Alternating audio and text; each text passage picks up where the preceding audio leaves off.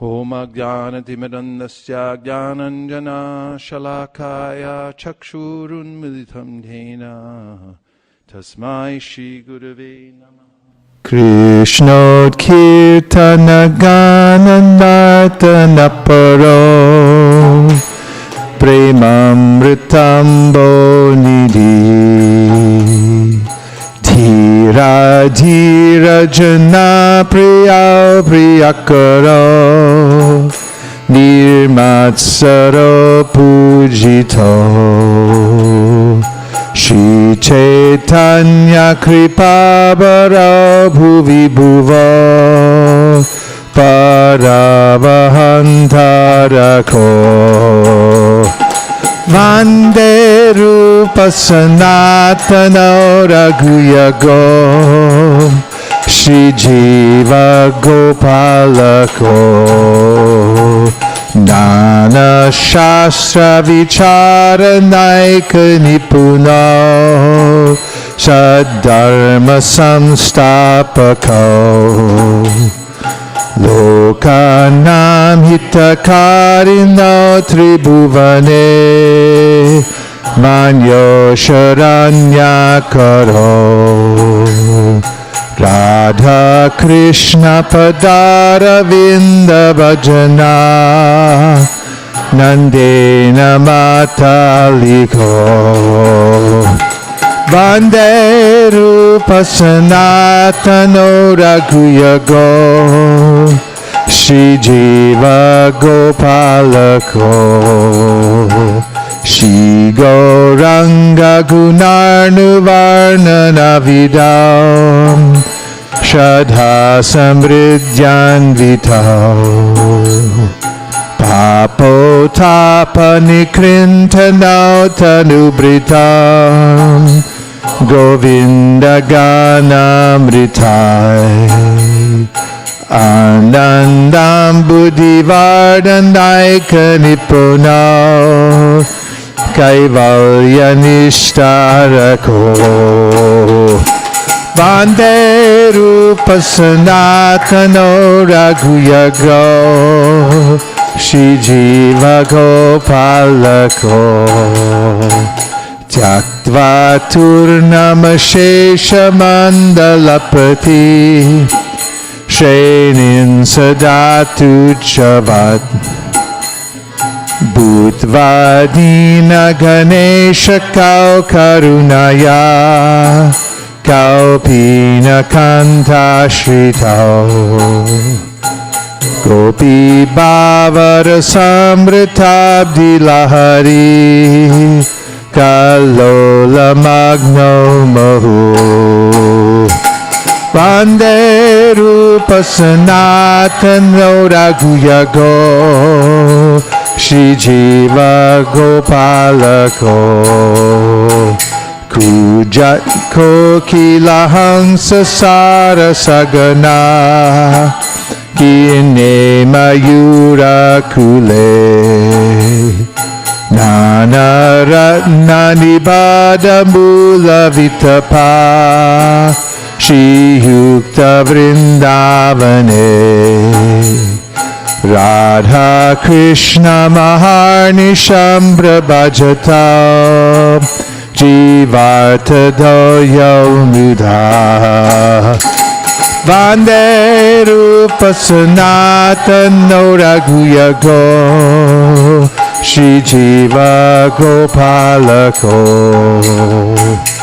Sankhya Purvaka Namagana Natibi Kalavasani Kritao Nidrahara Vihara Kari Vijito Chatyanta Dino Chayo Radha Krishna Gunasmiter Madhurima Nandena Samohito Vande Rupa Sanatano Raghuyago Shri Jiva Gopalako Radha Kunda Tate Kalinda Tanaya tire chavam shivate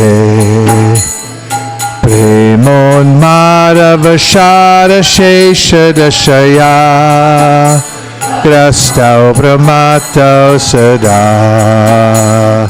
Gayanto chakadaharer gunavaram Bhava vibhuto mudha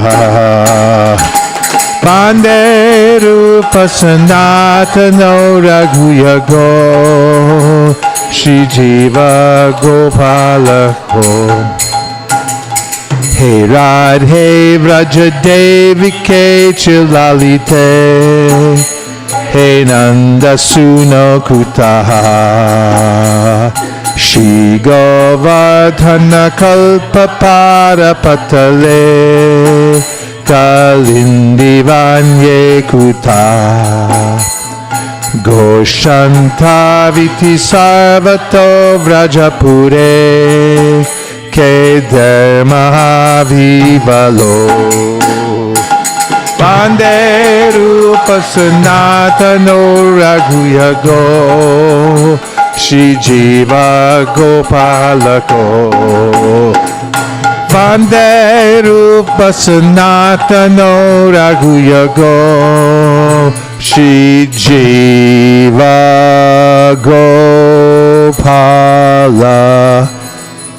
Ko Go Premanande Nitai Gaura Haribo Haribo Haribo Nitai Gaura Haribo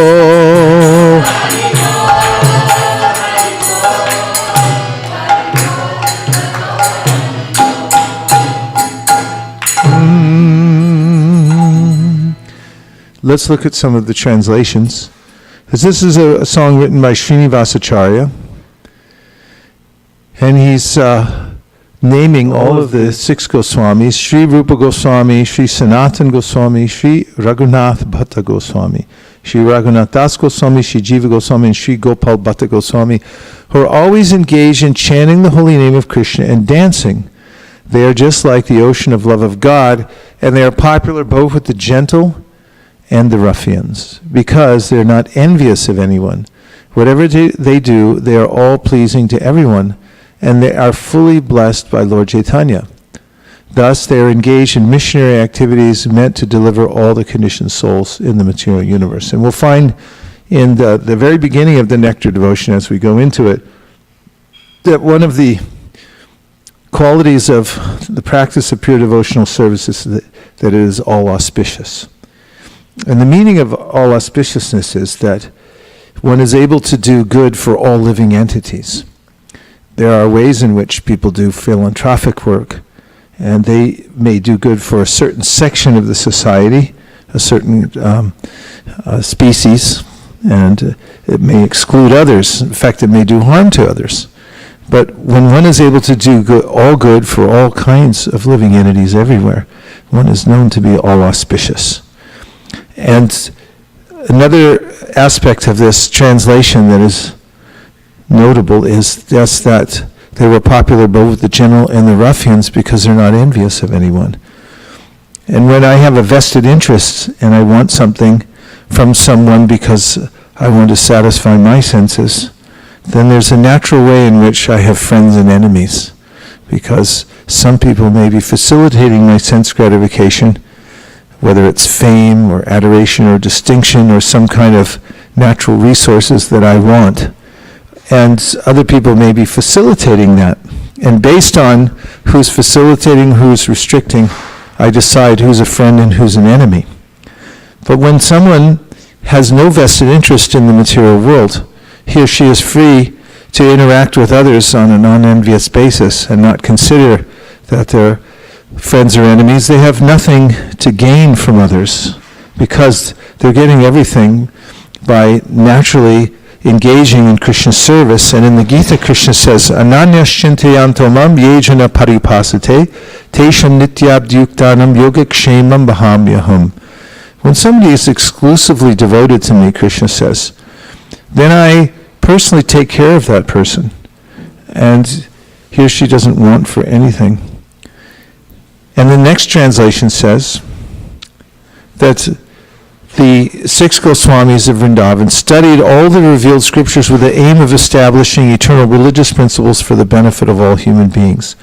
So this is what acharyas do, is they show a clear path so that everyone can follow. And this is something that is mentioned in the Srimad Bhagavatam, that when the great souls establish a path so that they can follow it, they also leave that path behind so that other people can follow it. And simply by following the path set by the great souls, Mahatkritena, then one can easily cross over the ocean of material existence. So you'll notice that Prabhupada sacrificed his sleep to write books that were relevant to people in this time and in this age, so that they could follow a path of devotional service. And that is the generational work that the acharyas do. So thus they are honored all over the 3 worlds. Where is a statement like that in the prayers that we sing every morning at ISKCON temples? They're honored all over the 3 worlds. Abhiyash Kushu Tribhuvana. Such a soul becomes honored all over the 3 worlds. And Prabhupada noted it when he went back to India the first time with his Western disciples, and he took them to Sharat, and the devotees were chanting and kirtan going down the street. People were coming out of their shops and their homes offering garlands, flowers, and they were gathering up the dust, and there and also in Bengal, from the road where these devotees had walked, and putting it on their heads and bodies. And Prabhupada commented later that because you're following strictly the exalted path, therefore you're being honored all over the 3 worlds by the most pious souls in the world, but they'll honor somebody who's following the path of devotional service. So anyone can follow in the footsteps of the great acharyas to his or her own capacity, and by doing so, such a person will also be honored throughout the 3 worlds. That's not their objective, obviously, but it's just a fact. And number 3, that the Goswamis are very much enriched in understanding Lord Chaitanya, and they're expert in narrating his transcendental qualities.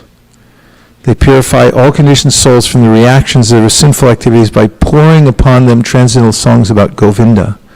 As such, they are very expert in increasing the limits of the ocean of transcendental bliss and are the saviors of the living entities from the devouring mouth of impersonal liberation. This is the panacea, this pouring the transcendental vibration into the lives of people. Well, I was just in New York City, actually just came back, and while we were there, I remembered something about New York. I had lived there for 3 years at one point in the 340 West 55th Street Temple. One of the features of the New York ashrams is you can walk out the door, or you can go anywhere in New York and do Sankirtan, because it's open 24 hours a day, and it's unlimited. There are unlimited numbers of people. It's a microcosm of the whole world, New York.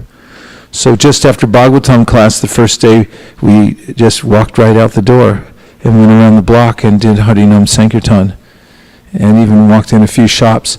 And we noticed right away the contrast between the energy of the devotees who had been at Mangal Artik, and then we had been in Bhagavatam class, chanted 16 rounds, and then we were chanting Harinam. And we more or less burst out the door in a kind of the devotees are with me, not me, but radiance from those devotees. And then we went down the street chanting Hare Krishna, and we noticed that some people were, well, most people had their head down, their earbuds in, and they were heading for work out of obligation, and had a sort of stoic look on their face. And there was a great contrast between that and the joyful chanting of the holy names by the devotees going down the street and so forth. But there was a sense that we had so many people looked up and smiled, and even they invited us into their shops. So, not exactly, but we kind of they didn't mind. I was very conscious of this sense of pouring out the transcendental songs about Govinda as something that is extremely joyful when it bounces off the walls and intercepts people on their way to work and so forth. You just absolutely feel joyful to be a part of it. And this is something the Goswamis of Vrindavan gave us, this process. Number 4 says that the Goswamis had been involved in high society, and they were ministers in the government, were Rupa and Sanatan Goswami. Some came from very wealthy families, very exalted Brahmana families and so forth.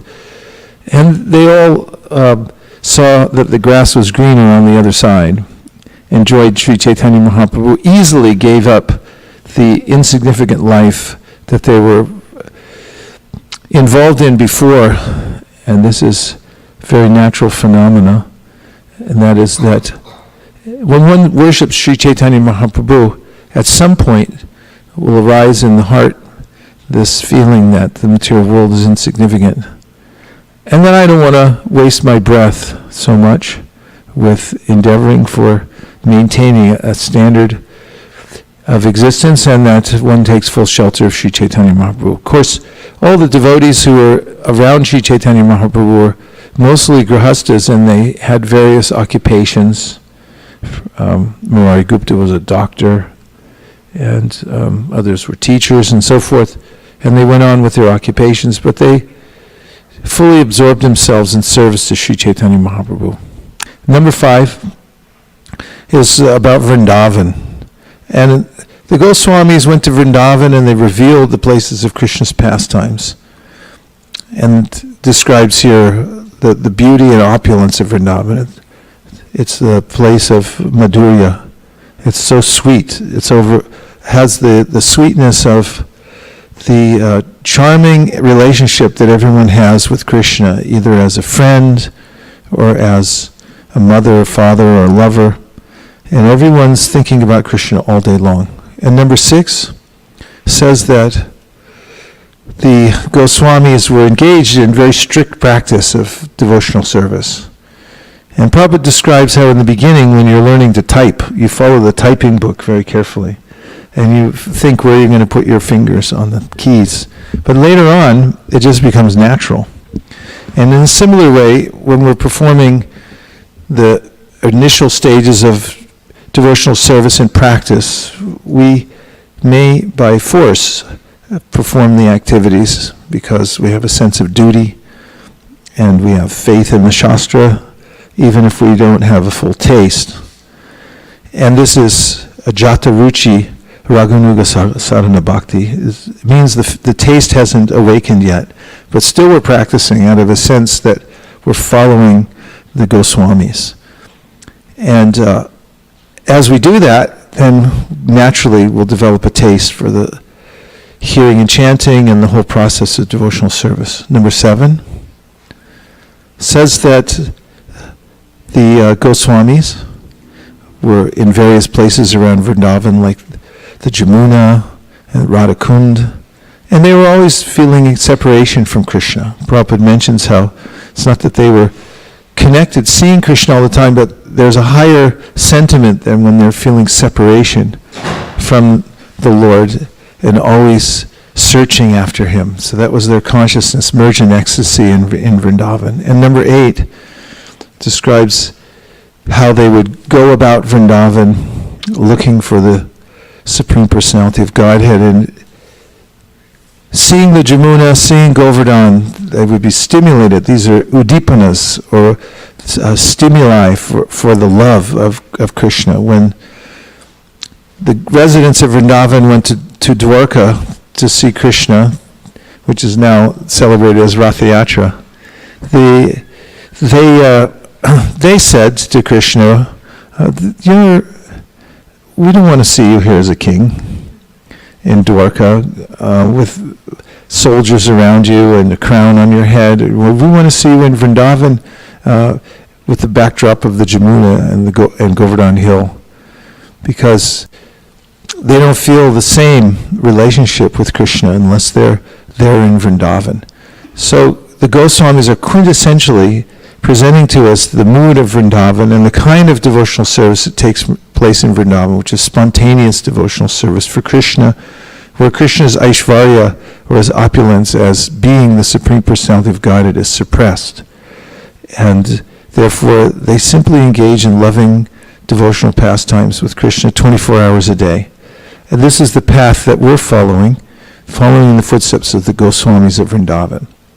And those who wish to follow that path expertly can read the Nectar of Devotion, the summary study of the Bhakti Rasamrita Sindhu, and understand the framework of the philosophy and also the details of what a relationship with Krishna is like. Not only that, there are so many vignettes and descriptions of Krishna compiled within this book that are extremely charming, talking about Krishna's qualities and his relationship with various devotees and things that he said at various times. So you'll be enthralled as you read the Nectar of Devotion and continue to hear from it. Natari Armarman, Natari Armarman, Natari Armarman, hey, Natari Armarman, Natari Armarman, Natari Armarman, Natari Armarman.